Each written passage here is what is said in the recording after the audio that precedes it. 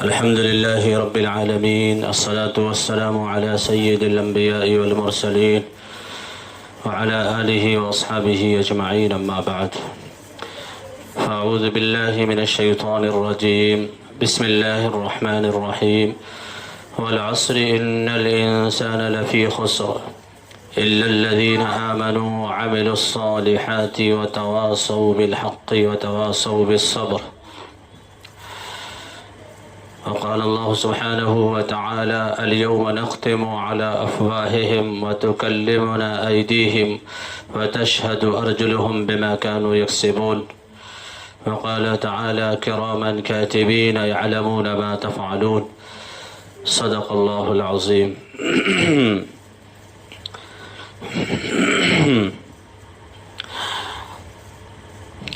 اللہ تبارک و تعالیٰ نے انسان کو دنیا کے اندر عقل و فہم عطا فرمایا، سمجھ عطا فرمائی،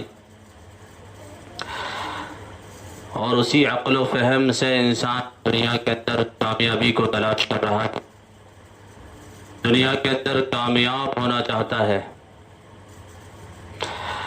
ناکامی سے نکلنا چاہتا ہے۔ کوئی بھی انسان یہ نہیں چاہتا کہ میں ناکام ہو جاؤں۔ ہر انسان کی دلی خواہش اور کوشش یہ ہے کہ وہ کامیاب ہو جائے، لیکن انسان کو پیدا کرنے والے پروردگار وہ زیادہ جانتے ہیں کہ انسان کی کامیابی کس چیز میں ہے، اس لیے کہ وہ خالق ہیں، وہ اس انسان کو بنانے والے ہیں، اور جو کسی چیز کو ایجاد کرتا ہے، بناتا ہے، وہ اس چیز کی ہر جہت سے اور اس چیز کی کمیوں سے واقف ہوتا ہے، کیونکہ اس نے اس کو بنایا ہے۔ وہ جانتا ہے کہ اس میں کب نقصان ہے اور کب فائدہ ہے۔ اسی طرح اللہ تعالیٰ نے انسان کو پیدا کیا، وہ خالق ہے، مالک ہے، وہ ہماری عقلوں سے زیادہ، ہمارے فہم سے زیادہ، ہماری صلاحیتوں سے زیادہ، ہمارے علم سے زیادہ، ہماری نالج سے زیادہ وہ جانتے ہیں کہ انسان کی کامیابی کس چیز میں ہے، اور ہماری سمجھداری اور انسانوں کی سمجھداری سب کی اس میں ہے کہ وہ اللہ کی بتائی ہوئی کامیابی کو اپنی کامیابی سمجھے اور اللہ کے بتائی ہوئی ناکامی کو اپنی ناکامی سمجھے۔ یہ ہماری سمجھداری ہے اور ہماری صحیح عقل و فہم ہے۔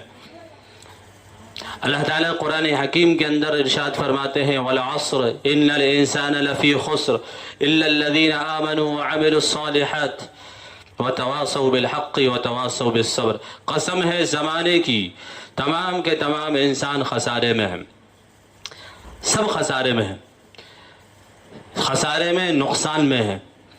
اللہ تعالیٰ نے اس آیت کے اندر قسم کھا کر یہ فرما دیا کہ انسان کامیاب ہے ہی نہیں، انسان تو نقصان میں ہے۔ ہاں، پھر اللہ تعالیٰ نے 4 قسم کے لوگوں کو اس نقصان سے، اس خسارے سے نکال کر بتایا کہ اس نقصان اور خسارے میں، جس کی میں قسم کھا کر بتلا رہا ہوں کہ یہ خسارہ ہے، تمام کے تمام انسان خسارے میں ہے، اس میں سے اگر نکلے ہوئے ہیں تو وہ 4 قسم کے لوگ ہیں، وہ خسارے میں سے نکلے ہیں۔ الا الذین آمنوا، سوائے ان لوگوں کے، تمام کے تمام انسان خسارے میں ہیں سوائے ان لوگوں کے جو ایمان لے کر آئے۔ پہلی قسم کے لوگ جو خسارے سے اور نقصان سے نکلے ہوئے ہیں وہ اہل ایمان ہیں۔ معلوم ہوا کہ کامیابی حاصل کرنے کے لیے، کیونکہ اصل کامیابی دنیا کی کامیابی نہیں ہے، اصل کامیابی آخرت کی کامیابی ہے، اور دنیا اور آخرت دونوں میں انسان کامیاب ہو جائے، اس کے لیے پہلی چیز ہے اس ناکامی سے نکلنے میں ایمان کا لانا۔ اہل ایمان کو اللہ تعالیٰ نے خسارے سے نکال لیا۔ الا الذین آمنوا، اور دوسرے نمبر پر نکالا وعملوا الصالحات، اور وہ لوگ خسارے سے نکلے ہوئے ہیں جو اعمال صالحہ کرتے ہیں، اچھے اعمال کرتے ہیں، کیونکہ ایمان لانے کے بعد ایمان کا تقاضا یہ ہے کہ انسان اچھے عمل کرے، کیونکہ ایمان اللہ پر ہے، اور اعمال صالحہ بھی کسے کہتے ہیں؟ جس عمل کے اندر اللہ کا حکم اور نبی کا طریقہ شامل ہو جائے وہ عمل صالح بن جاتا ہے۔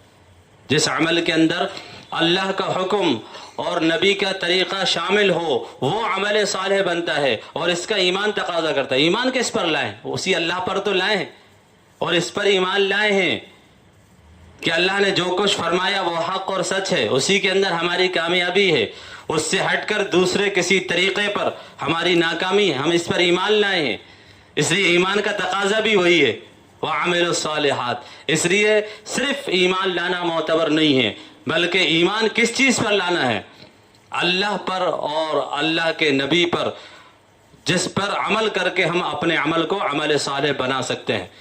ہاں، تو دوسرے نمبر پر خسارے سے نکالا وَعَمِلُوا الصَّالِحَاتِ، جو عمل صالح کرتے ہیں، اچھے عمل کرتے ہیں۔ اور تیسرے نمبر پر فرمایا وَتَوَاصَوْا بِالْحَقِّ، جو حق بات کی ایک دوسرے کو تلقین کرتے ہیں، حق بات ایک دوسرے کو بتلاتے ہیں۔ آدمی حق بولنا نہیں چاہتا، اور دنیا کے اندر سے برائی اس وقت ختم نہیں ہو سکتی جب تک آدمی حق بات بولے نہیں۔ حق بات یعنی دین کی بات، اللہ کی بات، اللہ کے پیغمبر کی بات اور دین کی بات، صحیح بات، حق کے معنی صحیح اور سچ، سچی بات بولے وہ، سچی بات۔ ہاں، اب دنیا کے اندر حق اور باطل دو چیزیں ہیں، ایک طرف حق ہے اور ایک طرف باطل ہے، تو باطل کے خلاف آدمی حق کی آواز کو اٹھائے، باطل کے خلاف آدمی حق بات کہے، حق بات بولے، حق بات کی ایک دوسرے کو تلقین کرے، یہ ہے وَتَوَاصَوْا کا ترجمہ۔ وَتَوَاصَوْا کا ترجمہ حق بات کی ایک دوسرے کو تلقین کرنا، حق بات ایک دوسرے کو بتانا۔ ایسا نہیں ہے کہ کہیں برائی ہو رہی ہو اور ہم آنکھیں بند کر کے نکل جائیں، ہمارے گھر کے اندر برائیاں ہوں، ہمارے سماج کے اندر برائیاں ہوں اور ہماری آنکھوں پہ شل بھی نہ آئے، یہ خسارے سے نکلنے کی علامت نہیں بتلائی اللہ نے۔ اللہ نے کہا کہ خسارے میں ہو اگر حق بات کی دعوت نہیں دے رہے، حق بات لوگوں کو نہیں بتلا رہے، حق بات لوگوں کو نہیں سمجھا رہے، خسارے میں ہو تم۔ خسارے سے نکلنے کی علامت نہیں ہے چپ رہنا، خسارے سے نکلنے کی علامت نہیں ہے صلح کل رہنا کہ تمہارے درمیان بھی ہم اچھے ہیں اور بروں کے درمیان بھی اچھے، سب کے ساتھ آدمی اچھا بنا رہے، کسی سے برائی نہ ہو، یہ تو صلح کل اسے کہتے ہیں۔ کسی سے برائی مول نہیں لینا، جس نے جیسا کہا ہاں ٹھیک ہے، ہاں ٹھیک کیسے ہو سکتا ہے؟ ٹھیک تو ٹھیک ہے، برا برا ہے، یہ ہے وَتَوَاصَوْا بِالْحَقِّ۔ اس کا حضرت شیخ نے لکھا بے پیندی کا لوٹا جدھر چاہے لڑک جاتا ہے، ایسا صلح کل اللہ کو پسند نہیں ہے، جہاں چاہے لڑک گیا، ایسا نہیں ہے۔ وَتَوَاصَوْا بِالْحَقِّ کا ہے حق بات کی ایک دوسرے کو تلقین کرتے رہے، جب جا کے دنیا سے برائیاں ختم ہوں گی۔ یہ ہم سب کی ذمہ داری ہے، ادفع باللتی ہی احسن، برائیوں کو بھلائیوں سے دفع کرو، قرآن کہہ رہا ہے برائیوں کو بھلائیوں سے دھو دو۔ کہیں برائیاں ہو رہی ہوں تم بھلائی کی دعوت دینا شروع کر دو، تم بھلائیاں کرنا شروع کر دو۔ کوئی برا کرے اور تم بھی برا کہو، یہ شریعت کی تعلیم نہیں ہے۔ کہیں برائی ہو رہی ہو اس کو بھلائی سے دھو دو، اس کو بھلائی سے ہٹا دو، ختم کر دو اس کو۔ ادفع باللتی ہی احسن فاذا الذی بینک وبینہ عداوہ کانہ ولی حمیم۔ اس طرح تم کرو گے کہ برائی کا بدلہ بھلائی سے دو گے تو تمہارے درمیان جو دشمنیاں ہیں وہ ختم ہو جائیں گی۔ فاذا الذی بینک وبینہ عداوہ کانہ ولی حمیم، اور تم ایک دوسرے کے دوست بن جاؤ گے۔ تو تیسری چیز فرمائی وَتَوَاصَوْا بِالْحَقِّ، خسارے سے نکلنے کے لیے ضروری ہے کہ آدمی حق بات کی ایک دوسرے کو تلقین کرتا رہے۔ وَتَوَاصَوْا بِالصَّبْرِ، اور چوتھی چیز فرمائی کہ انسان صبر کی تلقین کرتا رہے، کیونکہ جب سب کو اس کام میں لگانا ہے حق بات پر تو اب جو ہے پریشانیاں، مصیبتیں، تکالیف آئیں گی، رکاوٹیں آئیں گی، اس سے آدمی کے قدم ہٹ جاتے ہیں، آدمی حق بات کہنے سے رک جاتا ہے۔ نہیں، بلکہ جو مصیبتیں پریشانی آئیں اس پر جمنا، استقامت، اس پر صبر کرنا، اس پر جمنا یعنی استقامت حاصل کرنا اس پر، کہ کتنی ہی پریشانیاں آئیں مجھے اپنا کام نہیں چھوڑنا۔ یہ 4 قسم کے لوگ خسارے سے نکلے ہوئے، اور یہ اتنی جامع صورت ہے۔ حضرت مولانا مفتی شفیع صاحب لکھتے ہیں اس کی تفسیر میں کہ پورے قرآن میں اگر صرف یہ ایک صورت نازل ہوتی تو انسان کے نجات کے لیے کافی ہو جاتی، پورا قرآن میں اگر نازل نہ ہوتا، صرف ایک صورت نازل، اتنی جامع ہے کیونکہ اللہ تعالیٰ نے سب کچھ اس کے اندر بیان فرما دیا، قسم کھا کر بیان فرما دیا، سب کچھ بیان فرما دیا، کیونکہ انسان پورے قرآن کے اندر اللہ تعالیٰ یہی فرماتے ہیں کہ ایمان ہمارا درست ہونا چاہیے، ایمان ہمارا مضبوط ہونا چاہیے۔ جب ایمان ہمارا مضبوط ہوگا تو دنیا کے اندر ہماری حکمرانی ہوگی، دنیا کے اندر ہم سرخرو ہوں گے اور آخرت میں بھی سرخرو ہوں گے۔ اور صرف ایمان صرف زبان سے کہہ دینے کا نام نہیں ہے، بلکہ اس کے مطابق اچھے عمل بھی انسان کرے اور حق بات کہے، حق بات کو چھپائے نہیں، اس کی تلقین کرے اور اس پر صبر بھی کرے۔ یہ 4 قسم کے افراد ہیں۔ تو اللہ تعالیٰ نے زمانے کی قسم کھائی، والعصر، قسم ہے زمانے کی۔ اچھا یہ بھی کہ اللہ تعالیٰ نے قسم، ایک تو اس کے اندر یہ بات ہے کہ اللہ تعالیٰ نے قسم کیوں کھائی؟ ہم اللہ کی قسم کھاتے ہیں، اللہ سب سے بڑے ہیں، اللہ سے بڑا کوئی نہیں، تو پھر اللہ کو قسم کھانے کی کیا ضرورت ہے؟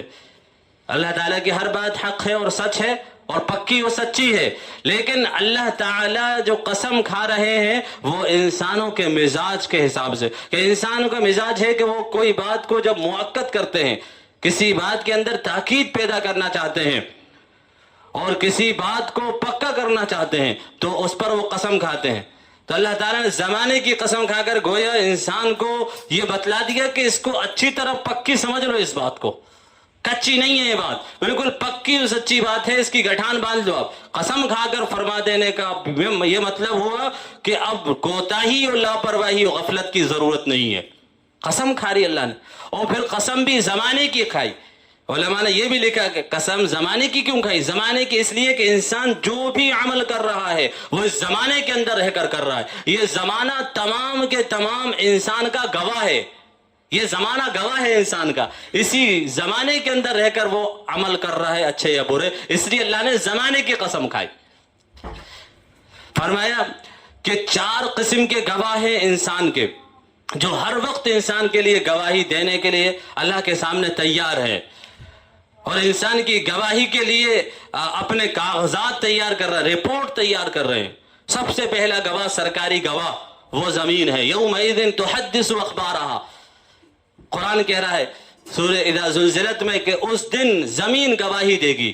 یومئذ تحدث اخبارہا، زمین اپنی خبریں بیان کر دے گی۔ جس طرح ریکارڈنگ ہوتی ہے، ویڈیو بنائی جاتی ہے، جب چاہے اسے کھولو اور پوری ویڈیو دیکھ لو، زمین ویڈیو بنا رہی ہے انسان کی، زمین ویڈیو بنا رہی ہے، زمین ریکارڈ کر رہی ہے انسان کے اچھے برے عمل کو، انسان کے ان لمحات کو، انسان کی زندگی کے کارناموں کو اور کارگزاری کو زمین ریکارڈ کر رہی ہے، ویڈیو بنا رہی ہے۔ یومئذ تحدث اخبارہا، اس دن یعنی قیامت کے دن یہ زمین اپنی خبریں اگل دے گی، بیان کر دے گی۔ پہلا سرکاری گواہ زمین، اور دوسرا سرکاری گواہ وہ کرامن کاتبین یعلمون ما تفعلون، فرمایا وہ کرامن کاتبین ہیں جو ہر وقت لکھ رہے ہیں، یعلمون ما تفعلون، جو کچھ تم کر رہے ہو وہ جان رہے ہیں، جانتے ہیں، وہ اس کو لکھ رہے ہیں۔ وہ کرامن کاتبین ہمارے خلاف گواہی دیں گے، ایک ایک چیز لکھ رہے۔ اور تیسرا سرکاری گواہ وہ انسان کے اعمال نامے، ووضع الكتاب فترى المجرمين مشفقين مما فيه ويقولون يا ويلتنا ما لهذا الكتاب لا يغادر صغيرة ولا كبيرة إلا أحصاها ووجدوا ما عملوا حاضرا ولا يظلم ربك أحدا۔ فرمایا کہ اعمال نامے انسان کے تیار ہو رہے ہیں اور اس دن اعمال نامے انسان کے سامنے کھول دیے جائیں گے۔ ووضع الكتاب فترى المجرمين مشفقين مما فيه، تم گنہگار لوگ کہیں گے کہ ڈریں گے، گنہگار لوگ ڈر رہے ہوں گے، مشفقین تھر تھرا رہے ہوں گے اس دن کہ اس کے اندر کیا ہے، مما فیہ، جب وہ اس کے اندر اپنے کرتوتوں کو دیکھیں گے، اس کے اندر وہ اپنے اچھے یا برے اعمال کو درج دیکھیں گے تو وہ کہیں گے وَيَقُولُونَ يَا وَيْلَتَنَا، ہمارے لیے ہلاکت ہے، مَا لِهَذَا الْكِتَابِ، کیا ہو گیا اس کتاب کو، اس اعمال نامے کو، لا یغادر صغیرۃ ولا کبیرۃ، کہ اس کے اندر تو کوئی چھوٹا اور بڑا گناہ چھوٹا ہی نہیں جو اس کے اندر لکھا نہ ہو، سب کچھ لکھا، الا احصاها، سب کچھ ان فرشتوں نے شمار کر لیا، سب کچھ لکھ لیا، ایک چیز بھی تو نہیں چھوڑی انہوں نے۔ ہم نے تو یوں ہی کہی تھی مذاق میں، ہاں ہم نے کوئی چیز مذاق میں کہی، جان کر کہی، انجان میں کہی، یا انجان میں کوئی کام کیا، جان کر کیا، بھول کر کیا، فرشتے نے سب لکھ لیا۔ وہ تو اللہ کے یہاں فیصلہ ہوگا کہ کون سا تم نے جان کر کیا تھا، کون سا جو ہے بھول کر کیا تھا، اور کس پر مواخذہ ہونا ہے، کس پر نہیں ہونا، اللہ کی عدالت میں فیصلہ ہوگا۔ تو لیکن فرشتوں نے سب کچھ لکھا۔ وَيَقُولُونَ يَا وَيْلَتَنَا مَا لِهَذَا الْكِتَابِ لَا يُغَادِرُ صَغِيرَةً وَلَا كَبِيرَةً إِلَّا أَحْصَاهَا وَوَجَدُوا مَا عَمِلُوا حَاضِرًا۔ وہ سب اعمال کو حاضر موجود پائے گا۔ وَلَا يَظْلِمُ رَبُّكَ أَحَدًا، اس دن پروردگار کسی پر ظلم نہیں کرے گا، کسی پر ظلم نہیں کرے گا۔ جو ہے جتنا کیا ہے اور جو کیا ہے اس کا بدلہ اس کو ملے گا۔ تو تیسرا سرکاری گواہ انسان کے اعمال نامے، اور چوتھا سرکاری گواہ خود انسان کے اعضائے بدن۔ انسان کے اعضائے بدن، انسان کے پارٹ سے انسان کی گواہی دیں گے، جس کو قرآن کہہ رہا ہے سورہ یاسین کے اندر اللہ نے فرمایا اليوم نختم على افواہہم وتکلمنا ایدیہم وتشہد ارجلہم بما كانوا یکسبون، کہ جس دن ہم منہ پر تو مہر لگا دیں گے۔ بہت چلتا ہے منہ، اور آدمی جو ہے گواہ بھی پیش کر دیتا ہے، وکیل بھی بنا لیتا ہے۔ اللہ فرمائیں گے اب تو تمہارے منہ پر مہر لگا دی، تمہارا جو گواہ ہو، تمہارے جو گواہ ہیں وہ تمہارے اعمال، تمہارے اعضاء خود ہوں گے۔ اليوم نختم على افواہہم وتکلمنا ایدیہم، فرماتے ہیں اللہ تعالیٰ کہ ہم اس کے منہ پر مہر لگا دیں گے، اس کے ہاتھ کو ہم قوت گویائی عطا فرمائیں گے۔ جب ہم اس کو قوت گویائی عطا کریں گے، قرآن کہہ رہا ہے، تو وہ انسان کے پارٹس کہیں گے کہ انسان کہے گا کہ بربادی ہو تمہارے لیے کہ تم نے ہمارے خلاف گواہی دے رہے ہو، اور تمہیں کیا ہو گیا، تم کیوں ہمیں مروانے کو آ گئے ہو، تم کیوں گواہی دے رہے ہو کہ مرواؤ گے ہمیں، ہم نے تو تمہارے مزے کے لیے سب کام کیے تھے۔ قرآن کہہ رہا ہے انطقنا اللہ الذی انطق کل شیء وهو خلقکم اول مرہ والیہ ترجعون۔ تو جسم کے اعضاء کہیں گے بھائی ہمیں اس پروردگار نے قوت گویائی عطا، ابھی تو نہیں بول رہے نا ہاتھ، ابھی آنکھیں نہیں بول رہی، ہم سمجھ رہے ہیں یہ کچھ نہیں ہے، تو بہرے گونگے ہیں، ہاتھ پیر آنکھیں سب بہرے گونگے ہیں، کوئی نہیں بولتا۔ لیکن اس دن بولیں گے تو وہ کہیں گے، ہاتھ پیر اعضاء کہیں گے کہ ہمیں اس پروردگار نے قوت گویائی عطا فرمائی، جس نے سب کو قوت گویائی عطا فرمائی، کل شیء وہو خلقکم اول مرہ، اور جس نے تم کو اول مرتبہ پیدا کیا تھا، اسی پروردگار نے ہم کو آج قوت گویائی یعنی بولنے کی طاقت عطا فرمائی، تو ہم بول رہے ہیں۔ اس نے کہا تو ہم اس کے سامنے جھوٹ بولیں گے، اللہ ہم سے پوچھ رہا ہے، ہم جھوٹ بولیں گے، جو تم نے کیا ہم بتائیں گے۔ اور کس کے سامنے جھوٹ بولیں گے ہم؟ اللہ کے سامنے۔ ہاں، کہیں اس پروردگار نے ہمیں قوت گویائی عطا فرمائی، وہ کہیں گے۔ تو چوتھا گواہ انسان کے اعضائے بدن، کہ یہ جسم گواہی خود دے گا، ہر حصہ بدن کا بولے گا، خاموش زباں ہو جائے گی، زبان تو خاموش ہو جائے گی، خاموش زباں ہو جائے گی، اس وقت کا عالم کیا ہوگا۔ یہ انسان کے اعضاء خود بندے کی گواہی اللہ کے سامنے دیں گے۔ ہاں، اس لیے اچھے عمل درکار ہیں، اللہ کو مطلوب ہیں، ایمان اللہ کو مطلوب، اچھے عمل اللہ کو مطلوب ہے انسان سے، اور حق بات کی دعوت دینا، دین کی دعوت دینا اور اس پر استقامت حاصل کرنا، یہ اللہ کو مطلوب ہے خسارے سے نکلنے کے لیے۔ محمود غزنوی ایک بہت مشہور بادشاہ گزرے ہیں، سلطان السلاطین ان کا لقب ہے۔ مولانا جلال الدین رومی رحمۃ اللہ علیہ نے اپنی مثنوی کے اندر اس واقعے کو، اس حکایت کو ذکر کیا۔ فرماتے ہیں کہ محمود غزنوی کا یہ معمول تھا، رحمۃ اللہ علیہ کا، یہ بڑے اللہ والے تھے، ان کا یہ معمول تھا کہ وہ رات کو گشت کرتے تھے، عام لوگوں کا سا لباس پہن کر، سادے کپڑے پہن کر رات کو گشت کرتے تھے، رعایا کے حال احوال لینے کے لیے کہ کوئی پریشان تو نہیں، جیسا کہ حضرت عمر فاروق رضی اللہ عنہ کے بارے میں آتا ہے، یہ بھی اسی طرح کرتے تھے، صحابہ کے چاہنے والے تھے، اسی طرح کرتے تھے، اور فقیرانہ لباس پہن کر، فقیرانہ ہیئت میں گشت کرتے تھے تاکہ کوئی انہیں پہچانے نہ۔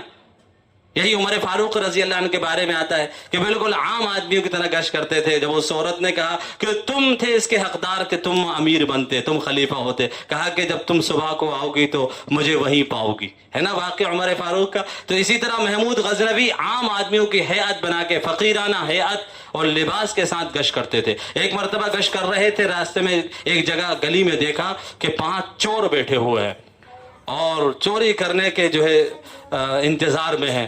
پہنچ گئے ان کے پاس، تو انہوں نے آتا ہوئے ایک شخص کو دیکھا تو کہا کہ تم کون ہو, کیسے آئے؟ گھبرائے ایک دم. کہا گھبراؤ مت, میں تم میں سے ایک ہوں, میں تم میں سے ایک ہوں. وہ سمجھے کہ یہ بھی چور ہے. کہا کہ بہت اچھا, پھر آ جاؤ بیٹھ جاؤ. کہا کہ بھائی ہم سب تو چور ہیں اور تمہیں بھی اب ہمارے ساتھ چوری کرنا ہے. کہا ٹھیک ہے. تو پھر کہا کہ اچھا ایسا کرتے ہیں کہ ہم اپنے اپنے کام تقسیم کر لیتے ہیں, کون کیا کام کرے گا. اپنی اپنی صلاحیت کے اعتبار سے ذمہ داری لے لے ہر آدمی, کون کیا کام کرے گا. تو ایک نے کہا کہ میں اس بات کی ذمہ داری لیتا ہوں کہ مجھے اللہ تعالیٰ نے یہ صلاحیت عطا فرمائی ہے کہ میں ناک سے سونگھ کر بتا دیتا ہوں کہ خزانہ کہاں ہے. تو کہا ٹھیک ہے. دوسرے نے کہا کہ مجھے اللہ تعالیٰ نے یہ صلاحیت عطا فرمائی ہے کہ میں اپنے کانوں سے جب کتے کی آواز کو سنتا ہوں تو میں بتا دیتا ہوں کہ کتا کیا کہہ رہا ہے. تیسرے نے کہا کہ مجھے یہ کمال ہے کہ جب میں رات کو میری آنکھ کسی کو دیکھ لیتی ہے تو صبح کو اس کو پہچان لیتی ہے کہ یہ رات میں وہی شخص تھا. اس نے اپنی آنکھ کا کمال بتایا. چوتھے نے کہا کہ مجھے یہ بصیرت حاصل ہے, یہ کمال حاصل ہے کہ کتنی ہی بلند عمارت ہو میں کمند پھینک دیتا ہوں, اس پر کمند ڈال دیتا ہوں تاکہ اس کے ذریعے سے اس عمارت پہ چڑھا جائے. پانچویں نے کہا کہ مجھے یہ کمال ہے, مجھے یہ صلاحیت میرے پاس موجود ہے کہ میں کتنے ہی سخت دیوار ہو اس کے اندر نقب زنی کر دیتا ہوں, یعنی سوراخ کر دیتا ہوں, مجھے یہ کمال ہے. سب نے اپنے اپنے کمال پانچوں نے بتائے. پھر اس سے کہا کہ تم بھی اپنا کمال بتاؤ کہ تم کیا کرو گے, اے اجنبی شخص تم بھی اپنا کمال بتاؤ. انہوں نے کہا کہ میری داڑھی میں یہ کمال موجود ہے کہ میں جب رحم خسروانہ سے اس کے ہلا دیتا ہوں تو مجرم کی بخشی ہو جاتی ہے. سب نے کہا یہ تو بہت اچھی بات ہے, ہمارا تو مسئلہ ہی حل ہو گیا. اگر ہم پھنسے تو تم ہمیں بچا لو گے, تمہارے اندر یہ کمال ہے. اگر ہم پھنسے بھی پکڑے گئے تو ہمیں بچا لو گے. اور کہا تم ہی ہمارے سردار ہو. اور انہوں نے سردار بنایا. محمود غزنوی کو معلوم نہیں تھا محمود غزنوی, وہ تو اجنبی شخص سمجھ رہے تھے. سردار بنایا. اور پھر یہ مشورہ ہوا کہ آج ڈاکہ کہاں ڈالا جائے. سب نے کہا کہ آج ہم سب موجود ہیں اور سب کے پاس الگ الگ جوہر ہیں, سارے جوہر ہمارے پاس ہیں, کیوں نہ آج ہم ایک بڑا ڈاکہ ڈال لیں تاکہ جو ہے چھوٹے ڈاکوں سے بچ جائیں. آج کا ڈاکہ بادشاہ کے خزانے پہ ڈالا جائے گا. بادشاہ کے خزانے میں ڈاکہ ڈالنے کے لیے پہنچ گئے اور لوٹا. بادشاہ بھی ساتھ ہے. لوٹا. بادشاہ نے سب کو دیکھ لیا, کون ہے, کیسا ہے, کہاں جا رہا ہے, کہاں رہتا ہے, سب کو اچھی طرح ان کی جانچ پڑتال کر لی رات میں.